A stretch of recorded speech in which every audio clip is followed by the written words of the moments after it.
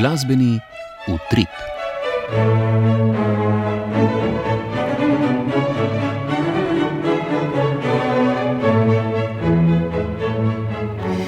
Gospe in gospodje, lepo pozdravljeni v tedenskem pregledu glasbenih dogodkov.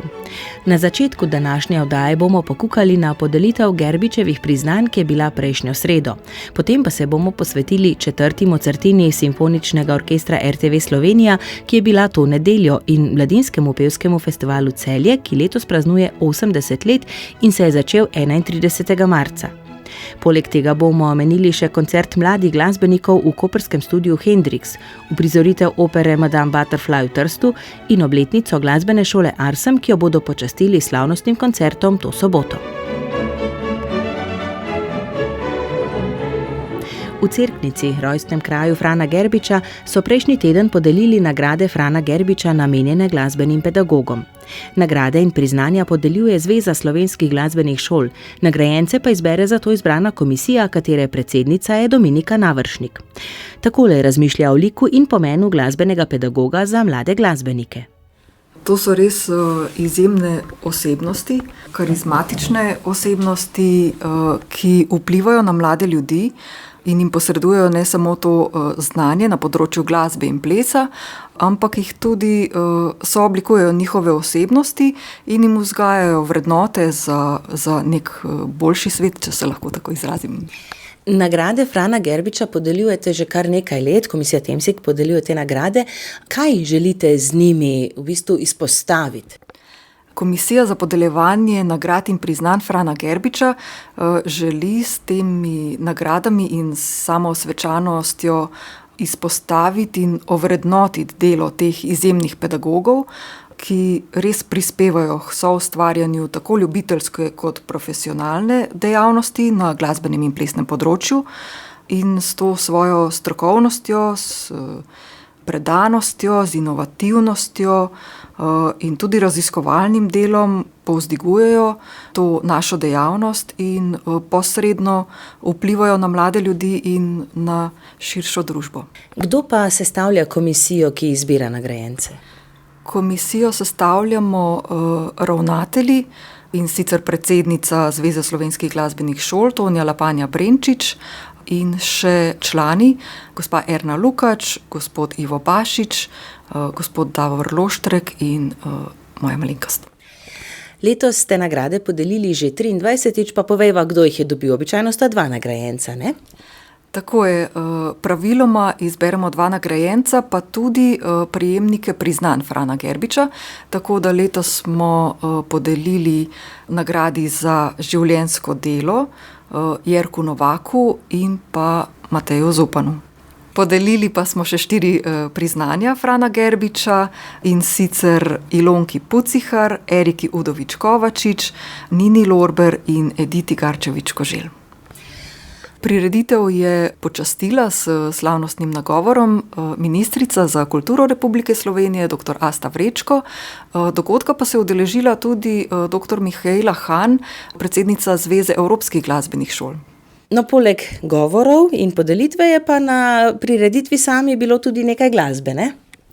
Tako, kulturni program oziroma glasbeni in plesni program so ustvarili prvonagrajenci letošnjega 55. tekmovanja mladih glasbenikov Slovenije in pa prvonagrajenka letošnjega 1. tekmovanja Contempo.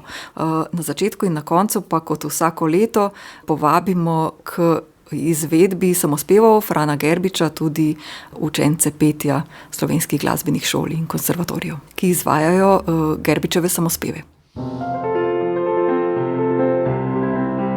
Pojdem naprej, saj me ne mara ljubica več. Pojdem naprej, kot ptiček na vejo, kar je bilo je za vekomaj preč. Predajo bela dekleta, z drobnimi prsti nitke tenke. Nitka od srca do srca se spleta, v mrežo zapleteno mi je srce.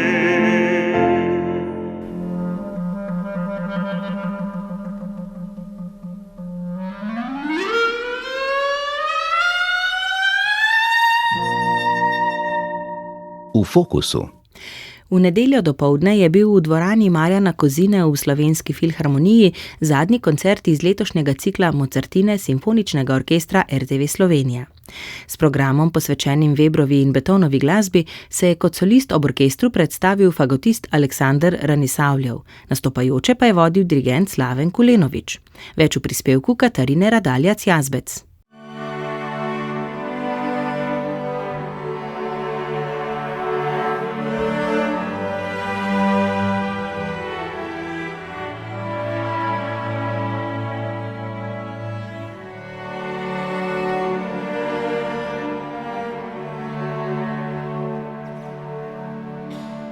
Že uvodno skladbo na koncertu, Webrovo uverturo k operi Oberon, so nastopajoči izvedli angažirano, v prevladujočih liričnih delih subtilno in nežno, pri valčku z efektivno artikulacijo, v vmesnem forte delu pa prepričljivo in dinamično. Dirigent Slaven Kulenović je bil kot vedno zelo izrazen in od samega začetka koncerta povsem predan interpretaciji, hkrati pa je bila njegova gestikulacija natančna in mestoma prav iznajdljiva. Ranisavljev se je predstavil z zahtevnim Webrovim koncertom za fagot in orkester v F-duru, ki že v prvem stavku ne prizanaša s hitrimi, razpotegnjenimi pasažami in postopi, ki pa jih je solist izvedel z lahkoto ter se prepustil svoji izrazito pripovedni interpretaciji. Orkester je v tuti delih lepo slikal vzdušje skladbe, sicer pa se je umaknil in dal veliko prostora solistu. Ta je drugi stavek izvedel zelo občuteno, nežno in pripovedno, z lepimi vdihi med frazami, ko je glasbenemu materialu pustil, da zadiha. Tretji stavek je zvenel presenetljivo sproščeno in kljub zahtevnim mestom v partituri lahkotno, z živo interpretacijo, kateri so doprinesli tudi dobro nastavljeni zadržki.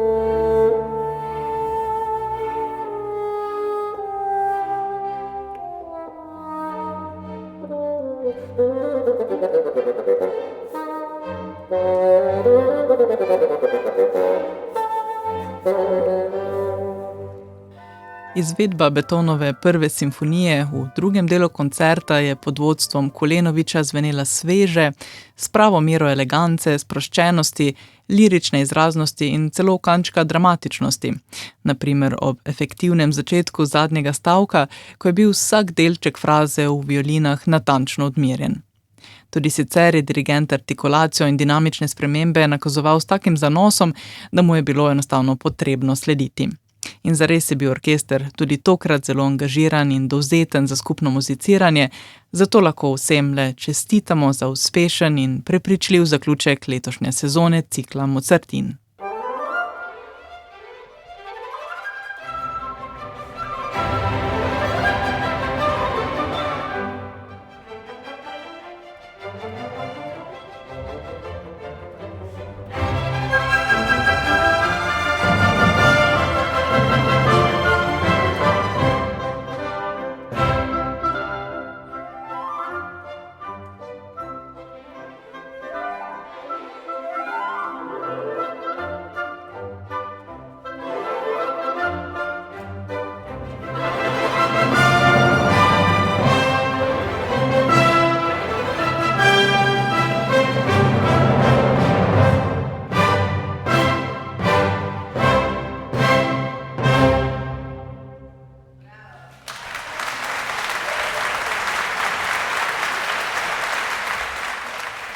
31. marca se je v Celju začel Mladinski pevski festival Celje.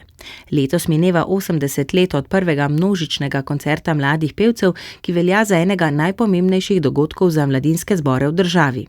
Takrat je bil poimenovan Praznik mladinske pesmi. Letošnji 37. festival so slavnostno odprli prejšnjo sredo, ko je bil v Kajuhovi dvorani Prve gimnazije v Celju uvodni koncert. Na njem so nastopili združeni zbori celjskih osnovnih in srednjih šol ter Simfonični orkester RTV Slovenija pod vodstvom dirigenta Simona Dvoršaka. Izvedli so otroško kantato Kje je Tina ter novo kantato za mir skladatelja Matevža Goršiča. Tam je bila Polona Kovačič.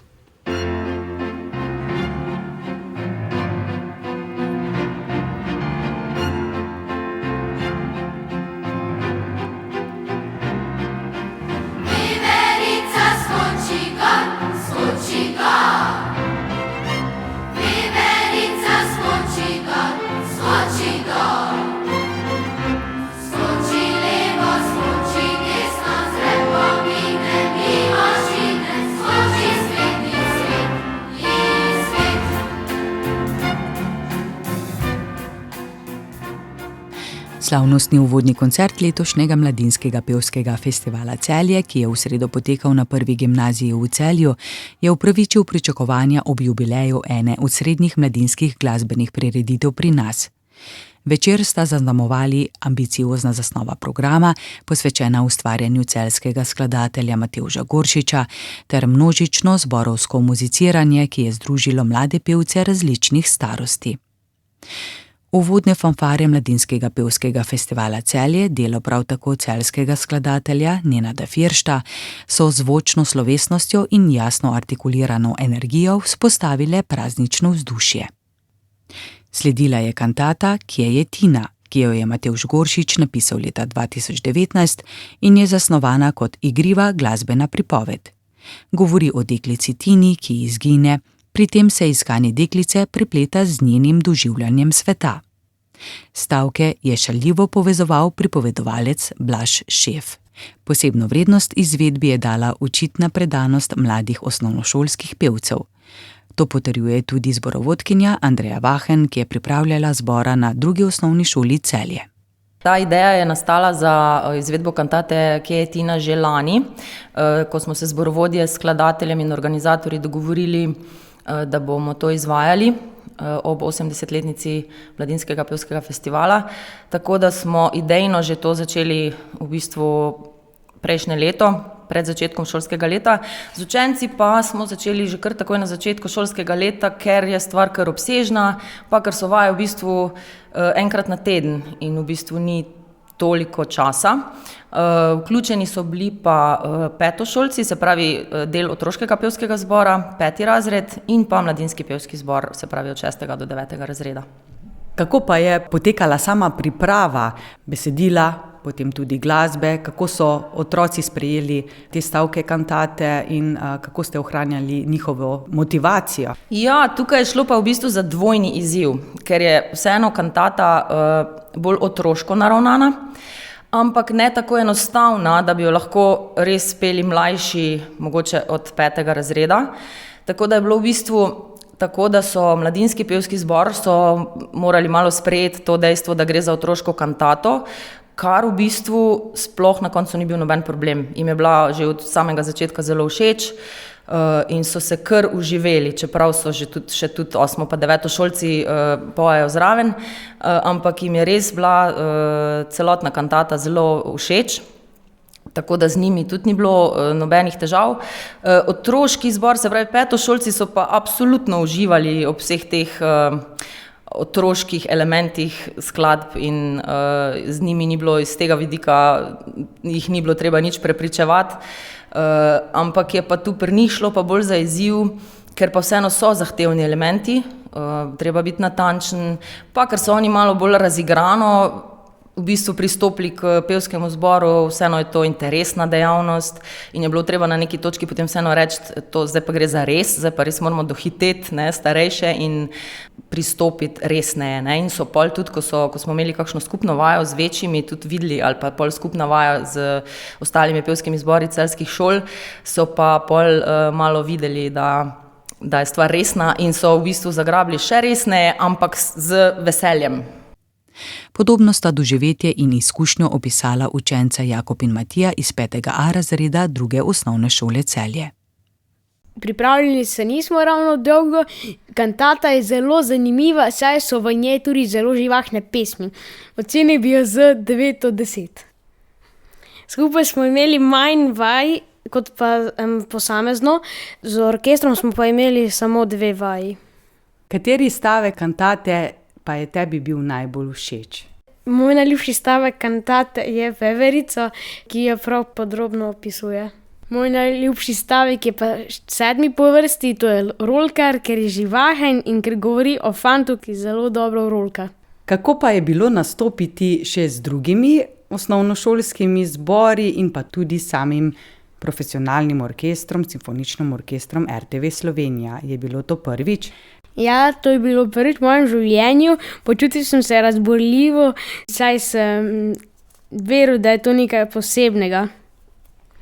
Jaz sem se prav tako počutil razborljivo in sem vedel, da je to nekaj posebnega, saj se to mogoče ne bo več zgodilo, pa počutil sem se ponosnega. V orkestru so bili ful prijazni. Kako pa sta se počutila na samem koncertu v dvorani? Na koncertu sem se počutil lepo in počutil sem se, kot da so me sprejeli med se. S publiko smo se skupaj zelo dobro razumeli. Jaz sem se počutil super, ker so bili tam zelo prijazni. Nekatere sem tudi spoznal na novo in so bili zanimivi pa prijateljski. Kdo vse pa je sodeloval iz vajinega razreda? Gre za 5.A 2. osnovne šole Celje. Poleg vaju so še nastopili tudi vajini sošolci. Poleg naju 2 so zraven peli še Matič, Mija, Iva, Zala, Vita, Kaja, Adriana, Inja, Hana, Iza ter Julija. Spodbujal je tudi ostali razred.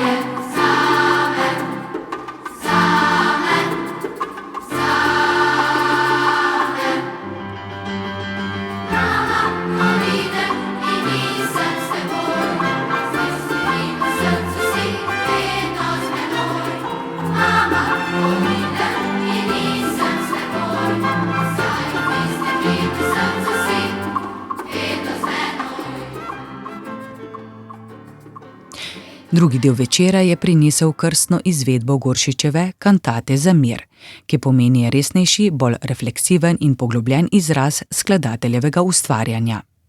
Združeni zbori celjskih srednjih šol, solisti in simfonični orkester RTV Slovenija so ustvarili zvočno bogato in dramaturško zaokroženo interpretacijo.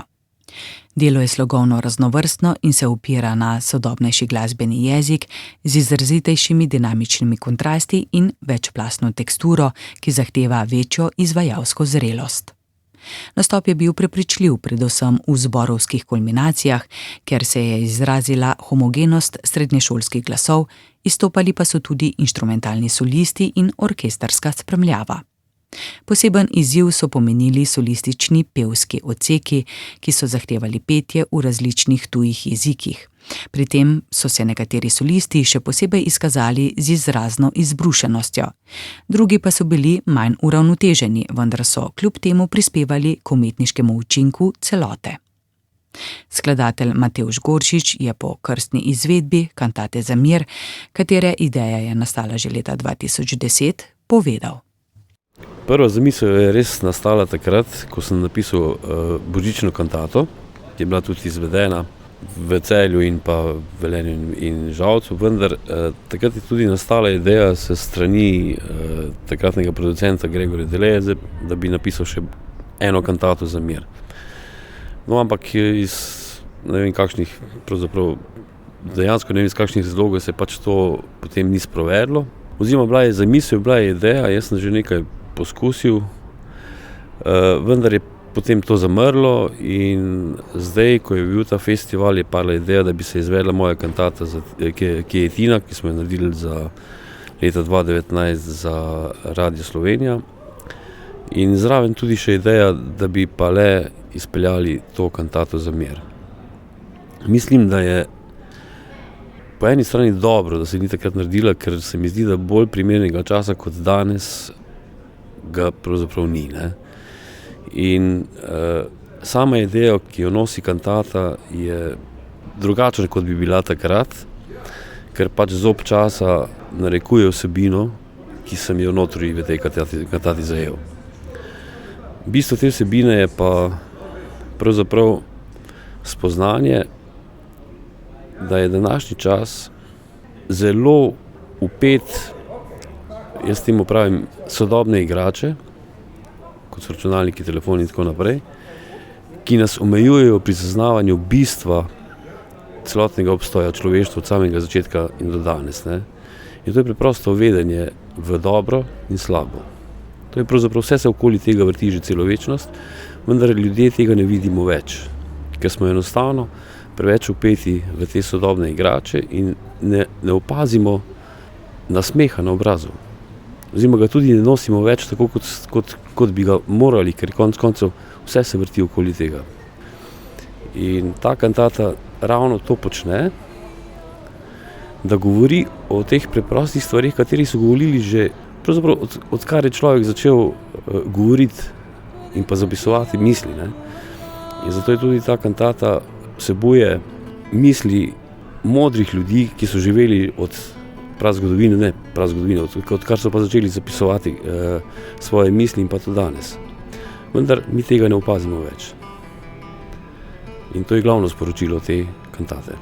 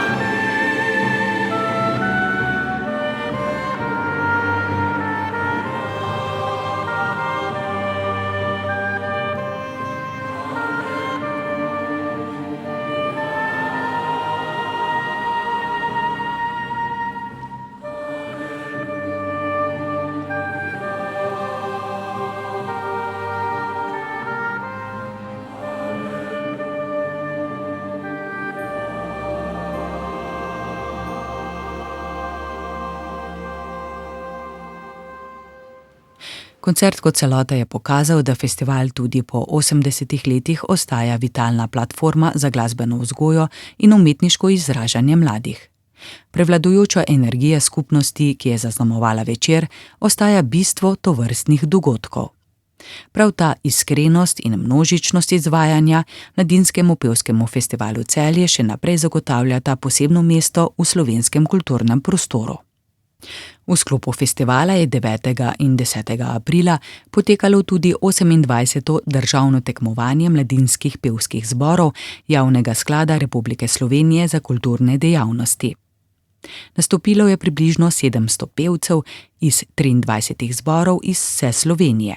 En fantovski, 4 dekliški, 4 mešani mladinski zbori in 15 mladinskih zborov. Za najboljši zbor letošnjega tekmovanja in prejemnika Vrežetove nagrade je bil razglašen mladinski pevski zbor osnovne šole Franceta Bevka Tolmin pod vodstvom zborovodkinje Barbare Kovačič. Na tekmovanju v Celju se je čarovnija res zgodila, vendar ne šele na odru, temveč že v samem procesu vaj. Tam smo z resnim in predanim delom, ki je zahtevalo res ogromen vložek vseh nas, tkali neprekinjeno povezavo med vsemi nami. Zato so bili tudi občutki ob razglasitvi skoraj nepopisni, zelo težko jih je opisati. Mešanica ponosa, solz, veselja in topline v srcu, ki jo lahko začutiš le, ko vidiš, kako sad trdega dela cvete v takem trenutku.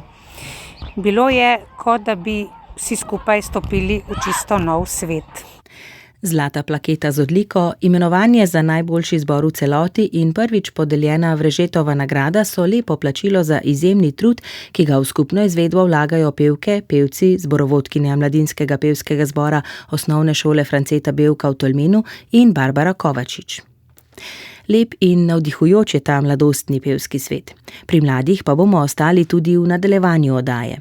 V soboto bo v Slovenski filharmoniji slavnostni koncert ob 15-letnici delovanja glasbene šole Arsem. Ta od leta 2011 deluje v središču Ljubljane, ponuja pa pouk klavirja, violine, violončela, kljunaste flavte, klarineta, saksofona, kitare in petja. Glasbeno šolo, njene cilje in programe predstavlja njena ravnateljica Nataša Cetinski. Jaz mislim, da je v bistvu cilj šole, zdaj ko je obletnica, sem veliko razmišljala o tem in sem najprej opredelila en svoj cilj, moj oseben, in sicer je bil to ta, da takrat, ko sem začela šolo, sem si v bistvu želela ustvariti eno delovno okolje, v katerem bi mogoče funkcionirali odnosi in ljudje drugače, kot so funkcionirali v drugih okoljih, kjer sem prej bila. To bi sigurno en moj osebni cilj in jaz se tukaj zdaj pač bolj počutim kot v kakšnih drugih organizacijah, kjer sem bila. Potem drug cilj je bil pa verjetno to, da bi iskali znotraj tega tudi za otroke določene rešitve, programe, ki so za njih najbolj primerni. Kaj hočem reči, da v bistvu zelo velikokrat je sistem z učnimi načrti in z vsemi zelo jasno postavljen, včasih pa za koga tudi rigiden. In nekateri se znotraj teh sistemov odlično znajdejo in so ful dobri, nekateri pa malo slabši. In moj cilj je vedno bil nekako iskati najboljše rešitve za vsakega otroka, hkrati pa tudi se pogovarjati s starši, se pogovarjati z otroki in nekako iskati optimalne rešitve, mogoče tudi za tiste, ki ne pašejo čist noter. Je to verjetno tudi potem razlog, da v vaši šoli pouk poteka po metodi Edgarja Willemsa? Ja, to je bila potem tudi ena zelo pomembna stvar, da ko smo učili skozi čas in ko smo opazovali težave, s katerimi se srečujemo in znanje, ki so ga otroci imeli, smo iskali pač tudi, kako bi delali drugačno. In je bil prav ta Willems metoda, ki se je pojavila, je bila en tak svetilnik, ki je v bistvu pokazal veliko odgovorov na vprašanja, ki smo jih imeli, in se nas je pač par učiteljev izobraževali in smo pač naredili diplomo po metodi Willems. Katere programe ponujate? Mi v bistvu učimo načeloma po programu glasba, se pravi po javno veljavnem programu in po tako imenovanem programu glasba za vsakogar, kjer učimo večinoma otroke, ki so že zaključili program glasba in pa tudi nekaj odraslih. Učimo pa inštrumente, violino, čelo, kljunasto flavto, klarinet, saksofon, potem pa še klavir, petje in kitaro. In kakšno je zanimanje med mladimi? Predvsem se mi zdi mogoče, da najprej glasbena šola nekaj, kar izberejo starši. Sprav, mogoče je bilo boljše vprašati, kakšno je zanimanje med starši.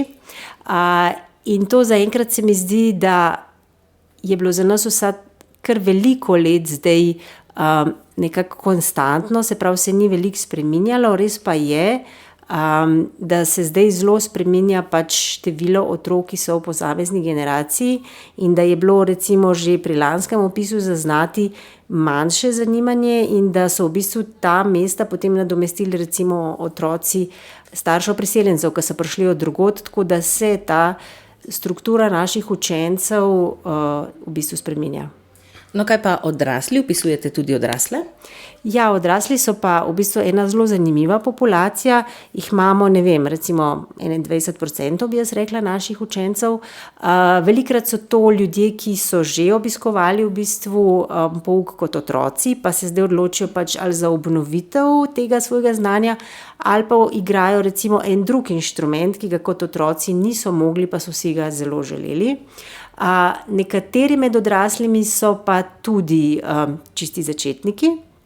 In zanimivo je, da odrasli zelo dolgo časa vztrajajo pri tem pouku. Se pravi, imamo kar nekaj učencev, ki hodijo tako po 8-10 let in to za njih predstavlja, ne vem, en tip sprostitve, enega hobija, ki jim očitno zelo veliko pomembno. Tako da moram reči, da so me mogoče odrasli v tem 15-letnem ciklu, kar imamo šolo, najbolj presenetili glede tega, kako močno si želijo v bistvu nekega glasbenega izobraževanja in koliko veliko jim to prinese. Če se vrneva k otrokom preomenjenih priseljencev, v kakšnem jeziku pa potem poteka pouk? V bistvu potem se ti otroci na nek način večina tudi priuči, slovensko. Za tisti recimo, ki hodijo samo k inštrumentu, potem večinoma pouk poteka v slovenščini. Imamo tudi kar veliko Srbov, ampak oni se hitro naučijo, z njimi se lahko komunicira tudi v slovenščini. Problem pa je v bistvu skupinski pouk, ker tukaj pa morajo otroci se potem s časoma naučiti slovensko, tako da to je en izziv, s katerim se srečujemo še in ga v bistvu nismo čisto še rešili, se pravi, kako potem zagotoviti ta skupinski pouk. Skupinski pouk je verjetno prej bilo mišljeno kot ta teorija glasbe, ne? Kaj pa ostali načini skupnega muziciranja? To je ena od stvari, ki se meni zdi zelo pomembna in ki smo res dolgo časa gradili, ker na začetku, ko smo imeli šolo, smo imeli zelo malo učencev in v bistvu nismo mogli, ali pa smo imeli, ne vem, za orkester čisto majhne violine in v bistvu ga ni bilo možno sestaviti. Potem smo pa res skozi leta zelo vztrajali na tem, da smo vzpostavili pač orkester, tako godalni kot v bistvu orkester z nekaterimi pihali. Potem imamo tudi zbor in tudi zdaj potem pa veliko poudarka dajemo tudi komorni igri, ravno to hočem reči, da koncert, ki bo v soboto, je sestavljen samo iz komornih skupin in iz teh velikih sestavov, se pravi, na njem ne nastopajo solisti. To igranje v skupini je po eni strani eden od temeljev tudi Willemsove pedagogike, po drugi strani pa tudi, kar se meni zdi zelo pomembno, je to, da se otroci tukaj srečujejo, da kreirajo pač neke odnose in da glasba pač ni neko samotno početje, ki ga v bistvu delaš s svojim učiteljem samo v učilnici. Ravno zdaj smo v pripravah pač na ta koncert šli tudi na ene intenzivne vaje, to počnemo že nekaj 4-5 let, da gremo tako za vikend nekam in v bistvu opažam, da to otrokom ogromno pomembno, da so v bistvu skupaj tam, da imajo neke prijatelje in na ta način je potem njihova motivacija za samo glasbeno šolo veliko večja. No, menili sva odrasle in pa te otroke, ki so nekako osnovnošolske starosti. Kaj pa tisti najmlajši, ne? Imate tudi glasbeno pripravnico? Ja, tako v bistvu, se pravi, ta Willemsov sistem je zasnovan tako, da je 3-stopenjski in je namenjen na začetku prav 4-letnim otrokom, ki vstopijo noter in potem ima še za 5- in 6-letnike tako imenovane 2 stopnji. Se pravi, v sistemu javnega šolstva pa programa za 4-letnike ni, je samo predšolska glasbena vzgoja za 5-letnike in potem glasbena pripravnica za 6-letnike. In prav ta del Willemsove pedagogike je mogoče najbolj dragocen, najbolj pomemben, ker so pač otroci, ki grejo čez recimo 3 ali pa vsaj 2 leti tega glasbenega uvajanja, potem to zdaj opažamo skozi čas, mnogo bolj glasbeno občutljivi, lažje delajo, lažje se odzivajo, lažje igrajo v skupinah. Tako da ja, to je bil mogoče celo prvi cilj, ko smo se začeli izobraževati v Willems pedagogiki, se pravi to, da na res nek kvaliteten način vključimo te majhne otroke in smo zelo veseli, da zdaj jih imamo in da to počnemo. V soboto bo torej slavnostni koncert. Kaj nas čaka, kdaj, kje? Koncert bo v soboto, 18. aprila ob 17. uri v Slovenski filharmoniji. Tako kot sem rekla, je v bistvu program zasnovan iz komornih skupin, se pravi, gre za, igrajo klavir 8-ročno, pa 2 klavirja s 4 pianisti, potem je ansambl flavt, ansambl čelo, kvintet klarinetov, tako da ne naštevam, in potem na koncu tudi orkester in zbor skupaj. Kar smo se še trudili je, da bi mogoče ta koncert zasnovali tudi malo drugače in smo naredili tudi 3 skeče, Besedila za skeče je napisala Saša Eržen, v njih imamo tudi profesionalnega igralca, to je Blaž Šef, ki igra v bistvu z otroki in ti skeči kažejo scene recimo domačega vadenja, kako to poteka s starši, potem te naše čakalnice v šoli, kjer se vedno ful veliko dogaja. V enem skeču pa nastopamo tudi učitelji in igramo otroke. Tako da upam, da bo to zabavno. Potem smo pa želeli v bistvu vključiti tudi filmsko gradivo, se pravi, posneli smo en filmček, ki govori o učiteljih in o tem, v bistvu, kako otroci, ki so napisali neke izjave pa risbice, gledajo na svoje učitelje tukaj v glasbeni šoli. Ta film pa žal ne bo predvajan v Filharmoniji, ker ni tehničnih možnosti, ampak bo pozneje na pogostitvi v Mestnem muzeju, ki bo pa se zgodila potem po koncu koncerta.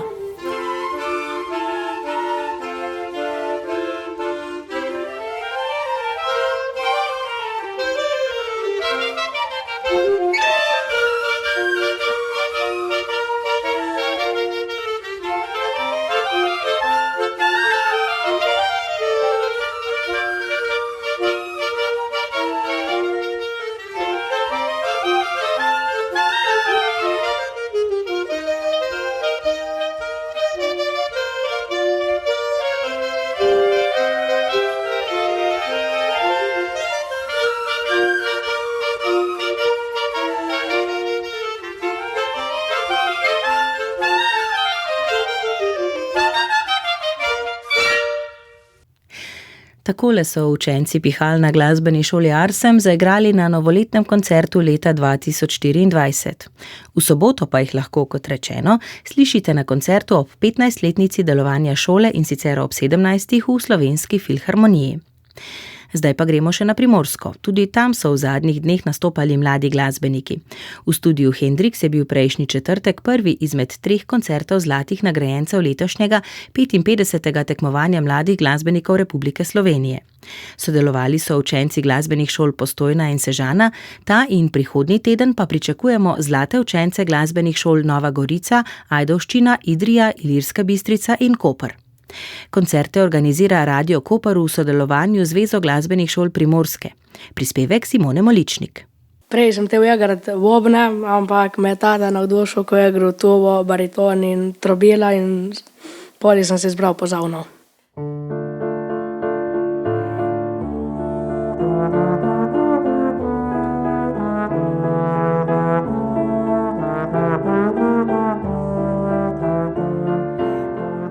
Takole je sinočni koncert uvedel mladi pozavnist Tine Pipan iz razreda Erika Žerjala glasbene šole Sežana. 17 mladih, zelo mladih in nadarjenih glasbenikov je muziciralo v našem studiu Hendrix in skupaj so ustvarili raznolik, zelo prijeten glasbeni večer. Nastopila sta 2 pozavnista, izvajalec evfonija, tolkalec, 2 kitarska dua, violinski duo, 2 klavirska dua in klavirski trio.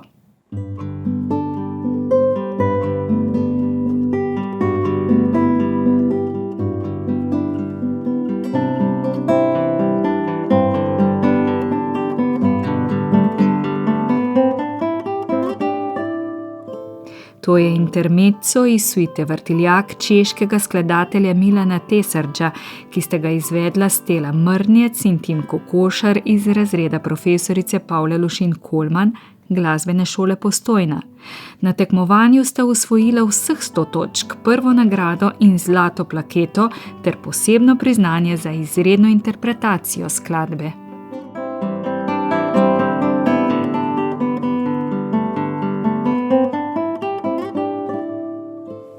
Predsednik Zveze glasbenih šol Primorske Edvard Popit poudarja izjemno visoko raven državnega glasbenega tekmovanja.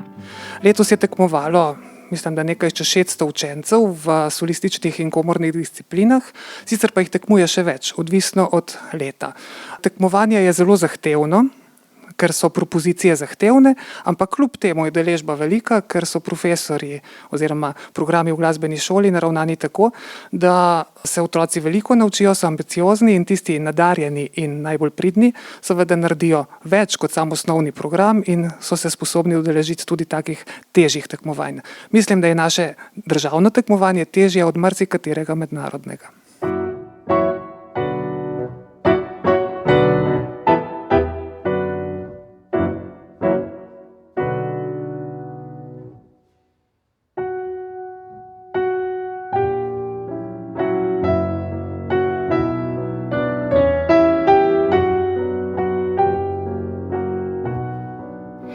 ruske plese v Harkovu rojenega romantičnega skladatelja Sergeja Bortkijeviča sta izvedli Tinkara Tejinović in Tina Uršič iz razreda profesorice Tamare Ražem-Lokatelli glasbene šole Sežana.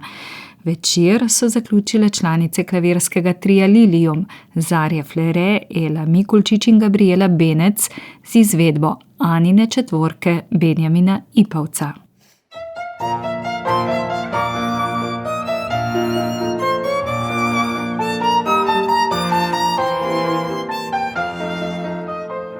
Zdi se prav, da mladi glasbeniki po tekmovanju, ko so odlično pripravljeni, pridobijo priložnost sproščenega muziciranja brez ocenjevanja.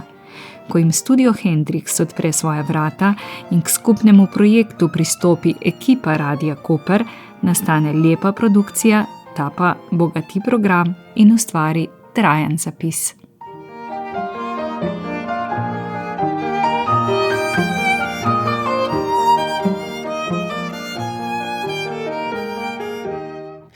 V tržaškem gledališču Giuseppa Verdija so v začetku aprila uprizorili opero Madame Butterfly Giacomo Puccinija.